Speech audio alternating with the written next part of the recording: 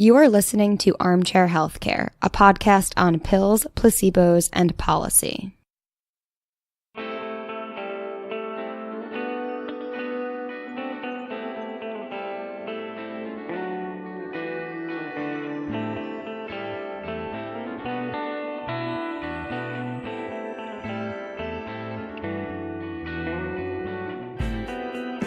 Hey, welcome to Armchair Healthcare. Seriously, Max, what do we got this week? Well, first, I just want to say that want to thank Brianna for all of her hard work. So she's leaving us for greener pastures. Oh, we're gonna miss you, Brianna. Yes, we're gonna miss her a lot. Cry. She's like, just awesome. Always has a great attitude. We're really gonna miss her and wish her the best of luck. We're very proud of what she's accomplished. So, thank you very much, Brianna. Thanks, guys. You'll be missed, and I'm sure you'll be missed by all our listeners as well. Yes, I'm sure compliance at where you're going will probably not let you do podcasts on healthcare. Probably not. Probably not. But maybe you can be our an anonymous guest. Yeah, that sounds fun. Who sounds suspiciously like Brianna. Perfect. And get a voice changer. Yeah, that's true. You could sound like one of those evil people. Yeah. Darth Vader. Well, the ones that are just like holding somebody ransom. That could be fun. Send us the money. All right. So anyway, we actually do have quite a bit of biotech, and I have no idea what we're going to talk about. I have not honestly been paying attention. I've been busy with other stuff, so everything in this podcast is a surprise to me. Okay, good. A lot of the time I feign surprise, but this time is all going to be genuine. I don't know if it's going to be genuine because I talked to you about like a lot of this stuff. I honestly don't remember it. I've been working so hard. So, well, first, there's this company Moleculin, and they announced on Monday morning that they were going to have a conference call on Wednesday afternoon to discuss a recent discovery they've made in preclinical models in lung cancer. And then also some recent discussions they've had with the FDA. And for reference, we're recording this on Wednesday afternoon, and we haven't heard the news yet. Yeah, we don't know what the news is So we might rag on these guys and be totally wrong. They might have just revolutionized the treatment of cancer, and we're just going to sound like total douchebags. No, Monday. it's preclinical stuff, so I don't think they've revolutionized anything. I mean, like they might have cured cancer in mice. Yeah, well, so I actually started following a Twitter account that all they do is like whenever there is like a scientific discovery in some article, they always add in mice when it's in mice, and it's funny how many things they tweet with in mice. In mice in all capital letters. I've seen that. Yes, it's really funny. So yeah, curing cancer in mice, it's kind of been done. They're throwing parades. It's not the same as doing it in reality, but there's a really big sign that says it's not going to be that big because the stock went up about like 160% on Monday because of this conference call announcement, but then on Tuesday they announced that they've raised $15 million at $1.60, even though the stock closed at $3. Or almost $3. It was like $2.98. So they did this like 47% discount to the prior day's close and 50% warrant coverage at $1.75. So what that's telling you is they don't think that that Wednesday call is going to be revolutionary. Otherwise, they would have waited like 2 days to do this raise. Instead, they did it like as soon as possible because, the bank was open. They could, collect money. Although, honestly, the pump wasn't that successful because it's clear that the institutional investors weren't buying at that inflated price of close to $3. Of course, it was probably just idiot traders like, oh my God, big news. Well, some people actually did well. Like this one guy, he was saying that in 2 hours, he actually made like a decent amount of money holding the stock and he sold it. But then the people who held it overnight, Monday, had a 50% haircut the next day. And it's like, a lot of these people are probably holding out a margin, for God's sakes. I mean, this could have really decimated certain people's private accounts, this pumping and dumping of stock here. I mean, it was like, it's pretty blatant, especially given the 3-day runway, so that you're like, oh, you're announcing a call not like that afternoon or anything, but no, it's going to be in 3 days. So yeah, it's perfectly safe to hold our stock for 3 days as it runs up in this, this momentum. Is this legal? Is this something that you can do legally? I mean, it feels very, very wrong to me. But you'd have to prove intent, so you'd have to have like an actual email that says, "Let's issue this press release on this day so we can pump the stock." If you don't have that email or anything in writing that says they actually wanted to do that, then they could just be like, "Well, I mean, we didn't plan on it, but we decided to take advantage of it."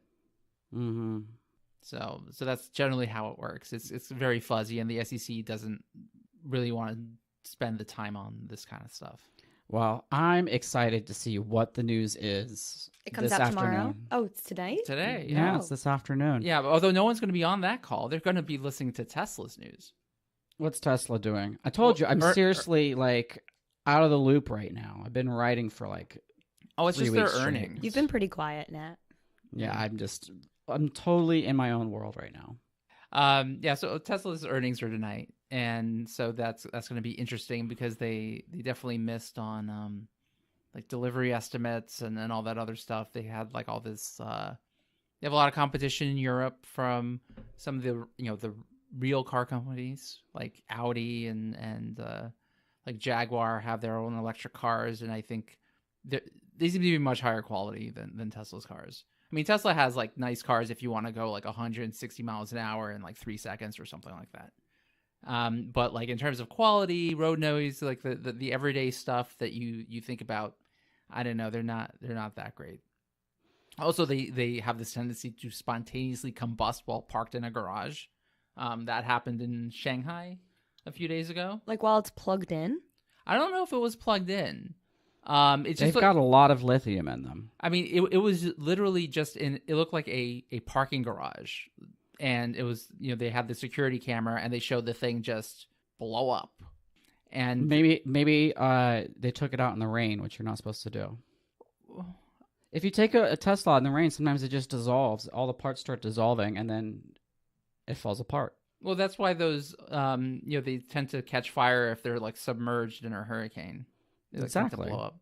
Yeah. I mean, it's just like there's a lot of lithium in there, and that stuff blows up on contact with water. Yeah, it's amazing. They basically just took like they connected a bunch of laptop batteries together to make the battery for this car, and I don't know if that's such a great idea. I mean, it was actually a pretty interesting idea in terms of, I think, scaling it or whatever. Like, I'm not an automotive expert at all, but it just sounds like, just given how laptops are always weird and getting running hot, etc. I don't know.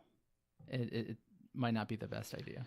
Speaking about what's his name, Elon Musk, hasn't he been like tweeting about anime porn or something like that recently? I didn't. What's see the that. deal with him and anime porn? I don't know. I'm seeing a lot of like chatter about this, like hentai. Yeah.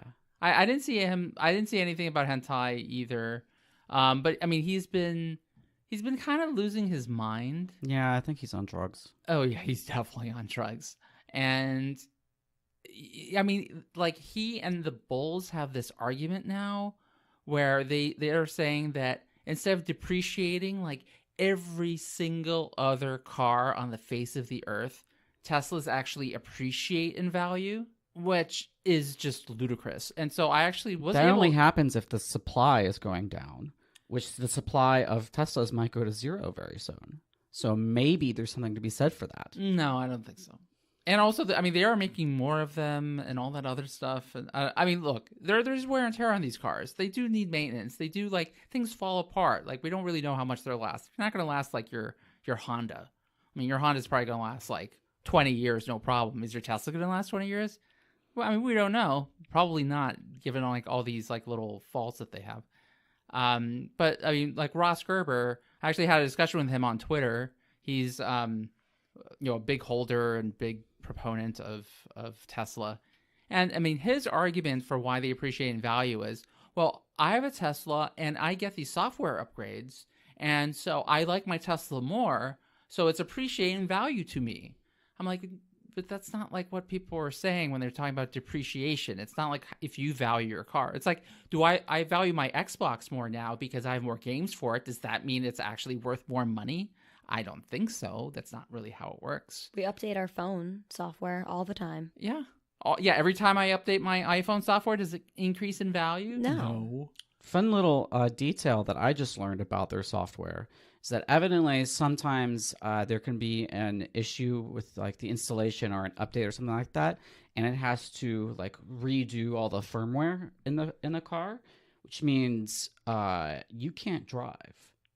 It won't let you drive, and evidently this process takes like 45 minutes. So people are like waking up and going on and turning on their car, and the car's like, "Oh, there's an error. We need to update your operating system."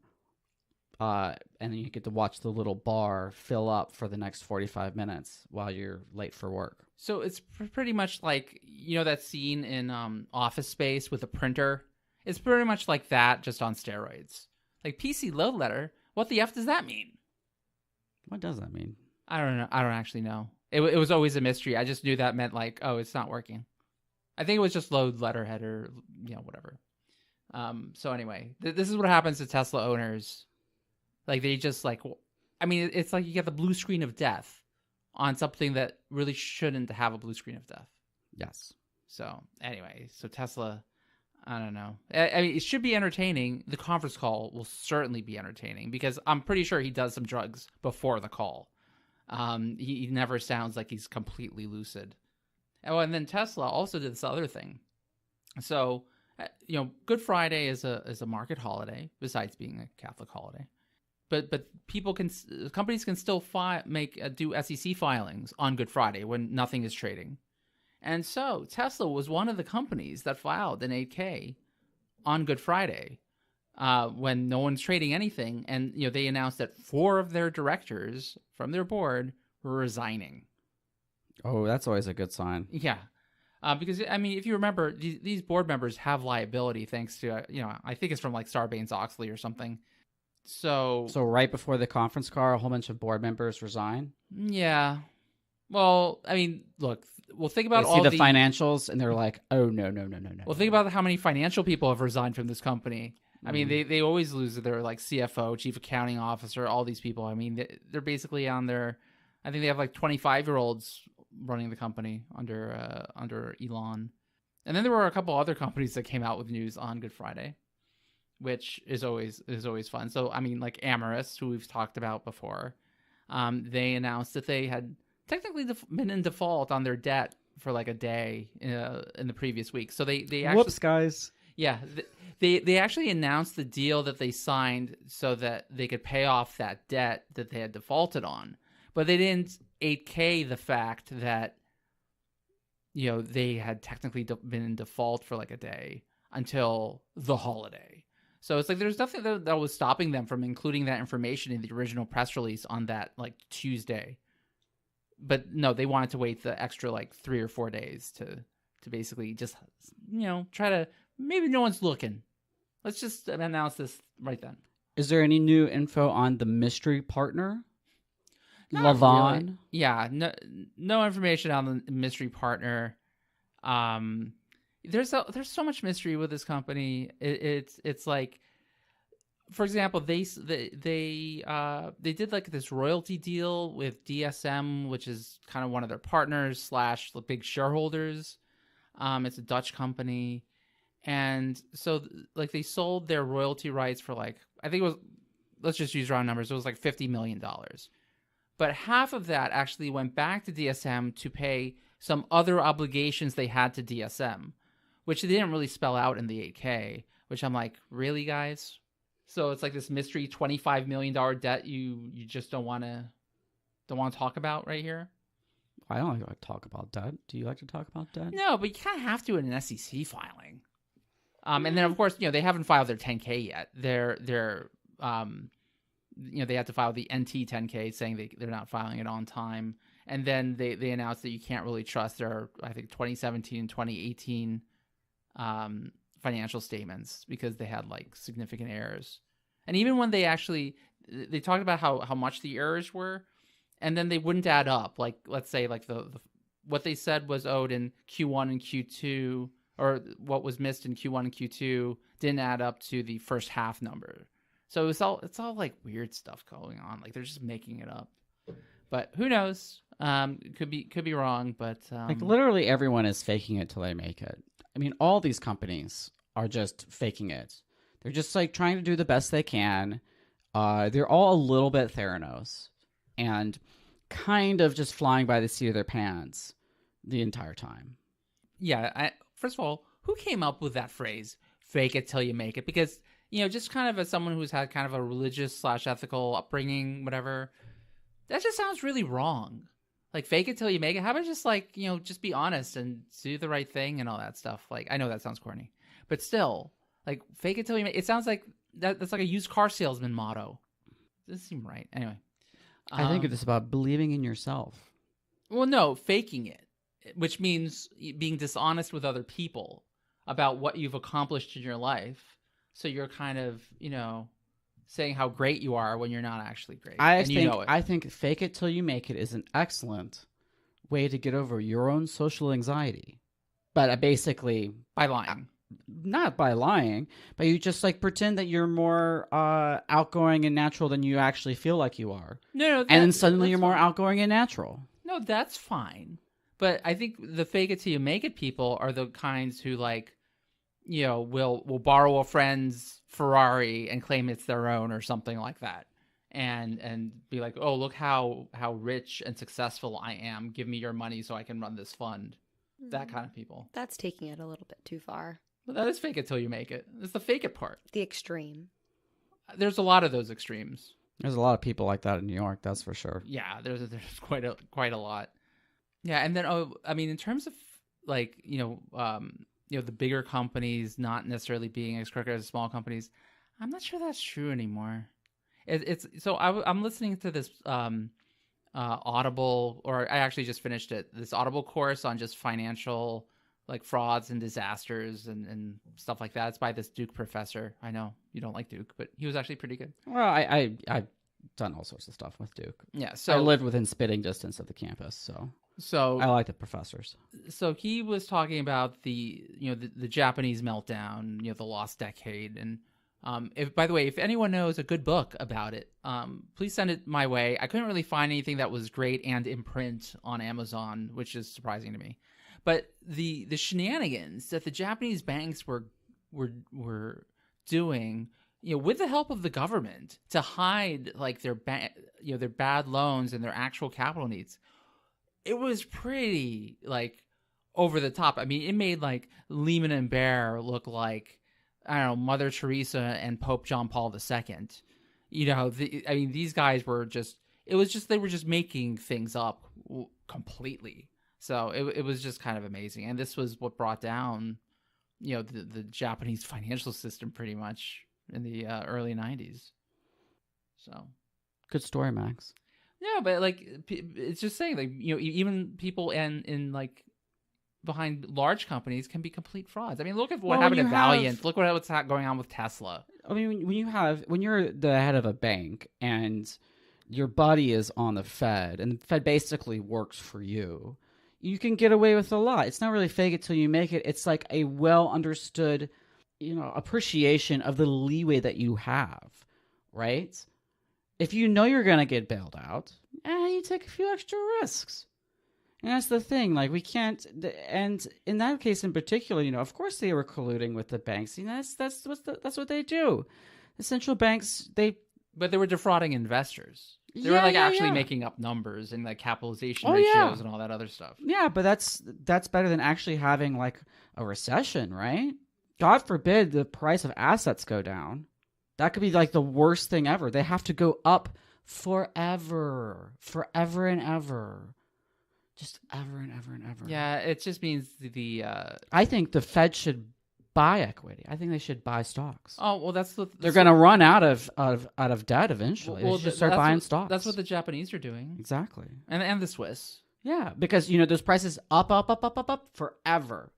If they ever go down, everyone's a failure. But the Japanese stock market hasn't been like a one-way ticket to, heaven or anything. It's been kind of choppy here and there. I mean, Yeah. But they've been like pumping and adding more debt, and they can't. I mean, at some point, it just doesn't work anymore. Money's just paper, Max. Money's just paper. You can have as much of it as you want. Yeah, I believe. Here, I'll give you one netbook. Yes, I believe that's what the Reichsbank thought in the 20s. What could we be wrong with have that? billions of reparations. Let's just print more money. Yeah. Well, what could possibly happen? Well, if you believe in modern monetary theory, Which you shouldn't. all you have to do is just tax that money back away out of existence. Yeah. So just you have runaway inflation and then super high taxes. Boom, problem solved. I don't know. It's not working out for Argentina right now. Actually, I don't want to shit on modern monetary theory too much. No. I'm going to talk about it a little bit. Come on. It's just like you get the equation. You get the equation of how like monetary policy works, and you just sort of like move some stuff from the left side to the right. That's all you really do. It doesn't get you out of any trouble. People just like regular monetary theory just don't freaking understand it very well and make stupid decisions because of it. Yeah, which is inevitable. Or at least stupid arguments based on it. Yes. I don't think it's used in any real actual decision making. Well, I think, but the thing is, people are arguing that it should be used in decision making. Well, if you think that, the thing is, it's still the same freaking equation. You know what I mean? It's still the same freaking equation. So it just Which ends equation up are you being talking about? You mean like the like GDP equals G plus I plus C plus yeah, all whatever? that crap. No, but modern monetary theory is basically saying like deficits don't matter. Just keep printing, keep spending. It's all going to be fine. No, it says that basically you can't do that if you are doing it more than the natural rate of expansion of the economy. It ends up being all the same answers, and it's just thinking about things differently. It's like taxation isn't for revenue; it's to basically remove money from the system.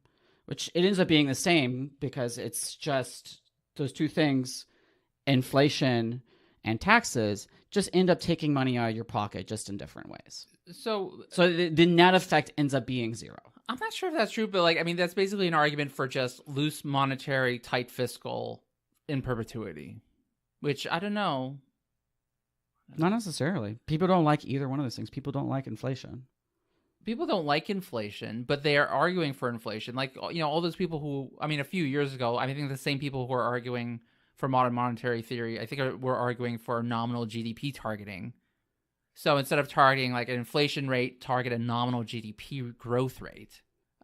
Basically just pump and pump and pump until you get to a certain level. I think it's mostly people that are like, ooh, here, like I can use this to like try and explain the stuff that I already want. No, but the thing is, when you target nominal GDP growth, you're basically saying you're saying it's fine if the growth is coming from inflation. So it's actually inflationary, and very clear. In I don't even know where the Fed. Well, actually, I think I do know. I think it was Milton Friedman who did this with his monetarism. Like he said, like a 2% growth rate in the money supply is like the ideal rate. I'm like, come on, really? Yeah, okay, on a year's basis, if something goes up by 2%, you don't really care. But, you know, when you get a little bit older, that 2% adds up pretty quickly. Yeah, I mean, I remember, I think one guy who I follow on Twitter, he was talking about how it used to be that, like, for $5, you can get a decent lunch. Then it was 10. Now it's like 15. Soon it's going to be 20. And that's totally the case. You know, it used to be $5. You'd get, like, a nice... You know, 2% inflation also used to not be a big deal when you could get like 5% in a savings account. Yes. You know, but those days are long gone and they're never coming back. Yeah, and like even though the Fed's raised rates like whatever it is, 9 times or something, shitty bank is still giving you like 0.01% on your savings account. But you see, this is the thing. The banks have to do well. There's nothing else there. There's nothing else, but the banks have to do well. Yes. Otherwise, you know, all the bankers will be sad. Yeah. So basically this is how it works. Banks can take unlimited risk. If whatever they're risking the dollars on succeeds, they get huge paydays. If it fails, they get bailed out. So it's really a no-lose situation. They're incentivized to take like these, you know, extra risks. Not even risks. They can also just straight up defraud people. They can just straight up take your money that for no reason whatsoever. And you know what happens? Does They're this like, happen? whoopsie.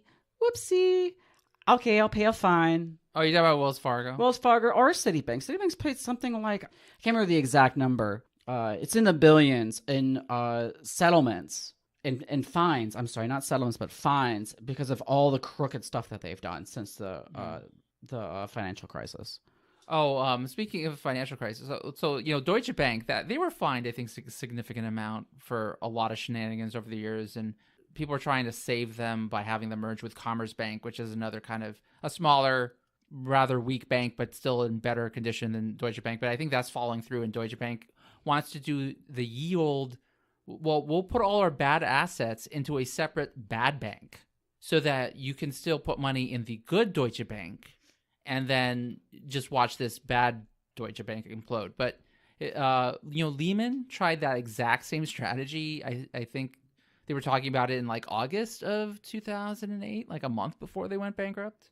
It's not, I mean, it has worked in the past sometimes, but I'm not really sure how it would work in this situation. I mean, for Deutsche Bank's a mess, but the Germans will not let it go under, so I'm sure they'll figure some way to bail it. Their name in it. I know.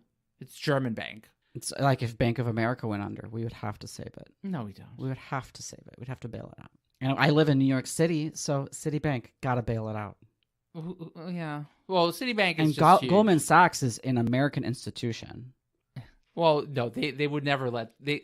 I mean, the only reason they say they bailed out, Merrill was so that and Morgan was so Goldman wouldn't go under. Because if Morgan went under, Goldman would go under.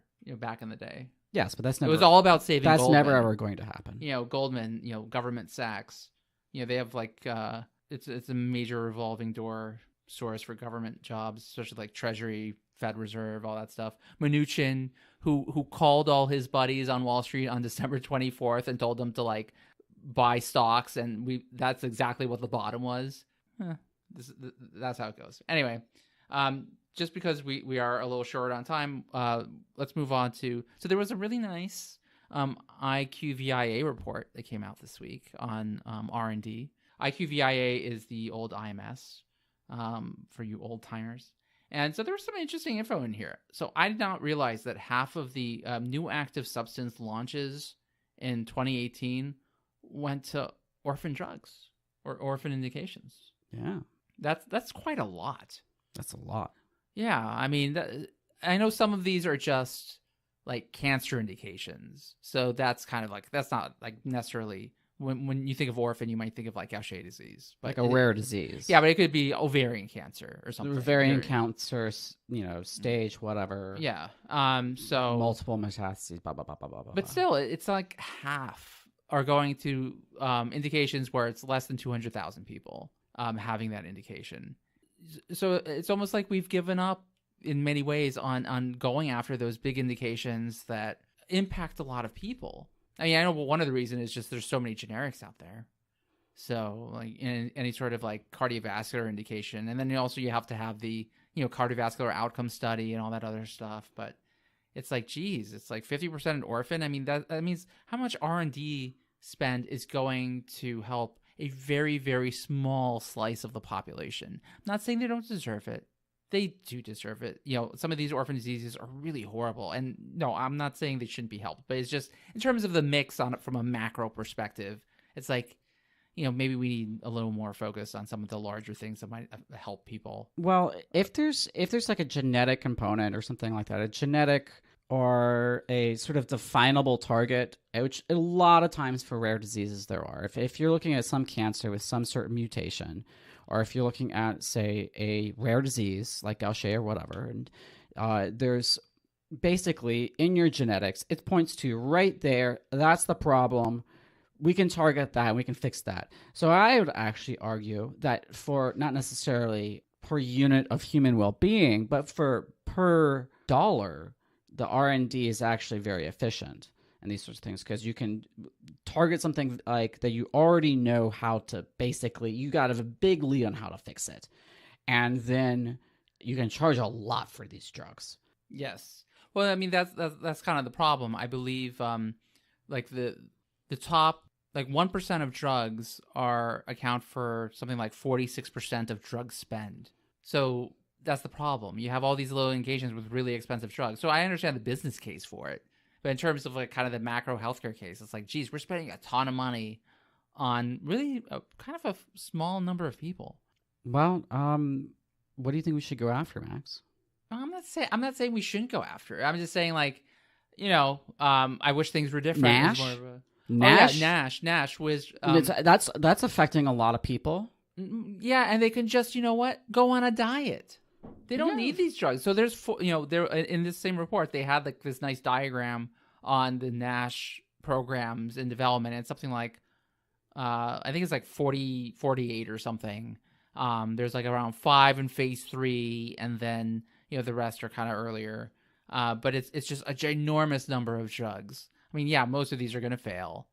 But also, think about all the R&D spend on this, when all of these people need to do is go on a diet and do some exercise. Take a walk. That Use the obviously stairs. doesn't work, Max. Well, no, it does. If it worked, it would work. No, it does work. We have to have all the problems because it doesn't work. No, it does work. Like, and there have been studies that show that light jogging is actually better than a lot of cardiovascular drugs. Let me put it this way. Prescribing light jogging doesn't work. Well, no, it's not that it doesn't work. It's just people don't do it. Exactly. But just because people don't do it doesn't mean that we should spend our money on them. Why do we have 40 NASH programs or 48 NASH programs? It's like, ugh, it just seems like such a waste. Can we just focus on, like, I don't know. I mean, okay, diabetes is also kind of a problem of like obesity and all of that, something like that. But that's at least, This is why I'm asking you, what is the next big thing for a big sort of broad drug? See, we've got the rheumatoid arthritis. We already got that. You can't do that. Psoriasis, a lot of people got that. We always got that too. All right, Lipitor was years ago. We've already taken care of that. That was a pretty like, maybe it makes you a little bit healthier, tiny little bit healthier. Great. Well, what's the next thing? Well, I mean, people are still dying of heart disease. So it's like, Lipitor helps with the LDL, but that only gets you to a certain point. Yeah, like, it does help. It helps. It makes you like a little bit healthier. And when you average that over like millions of people, it's a big impact.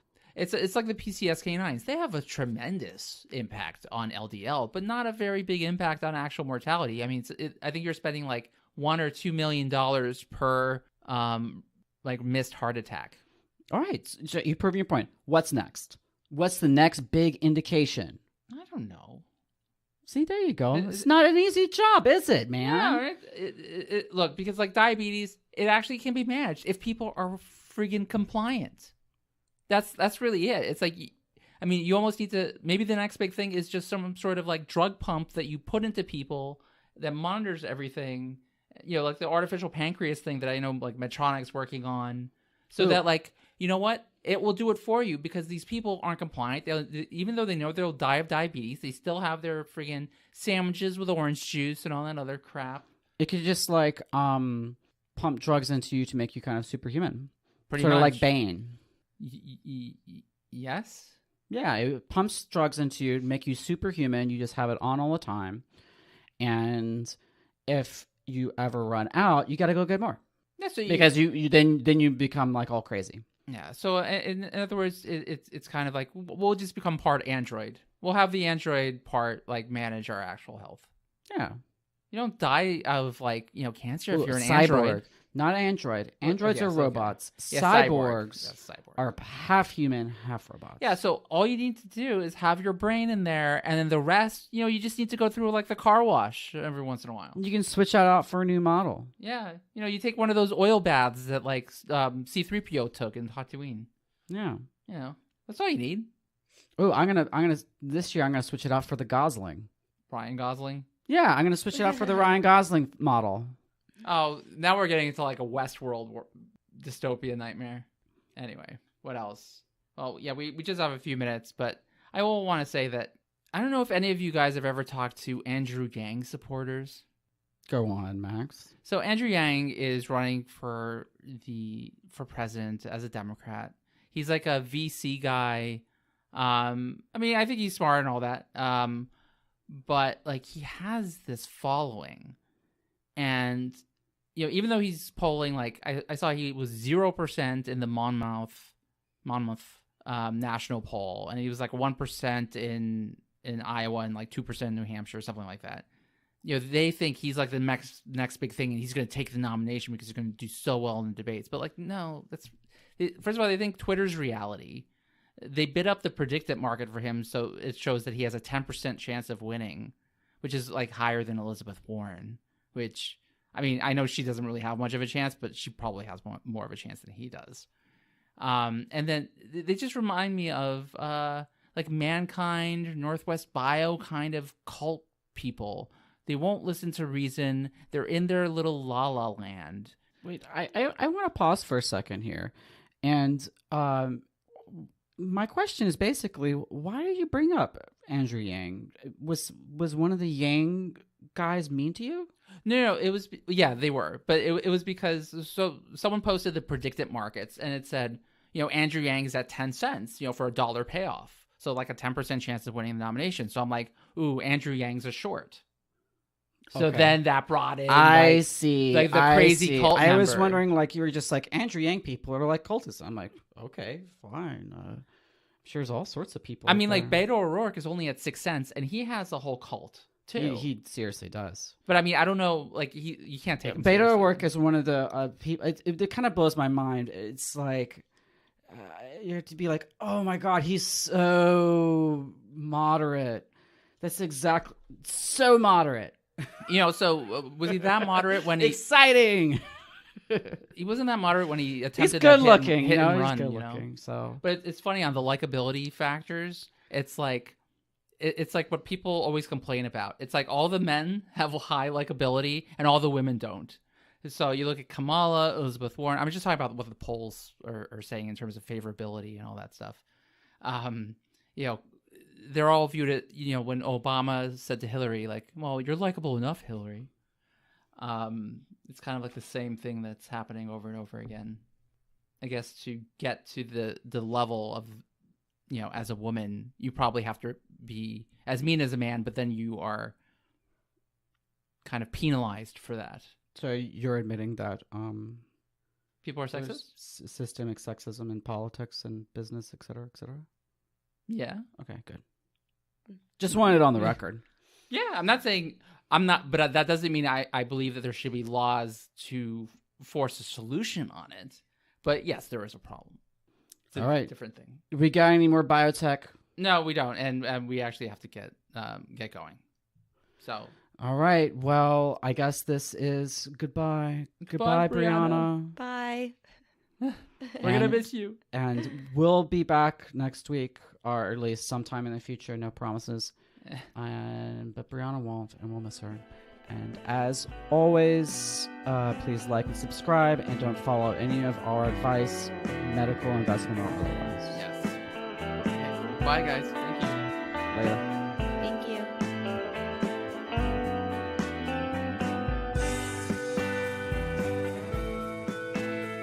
Our theme music is by Hazar.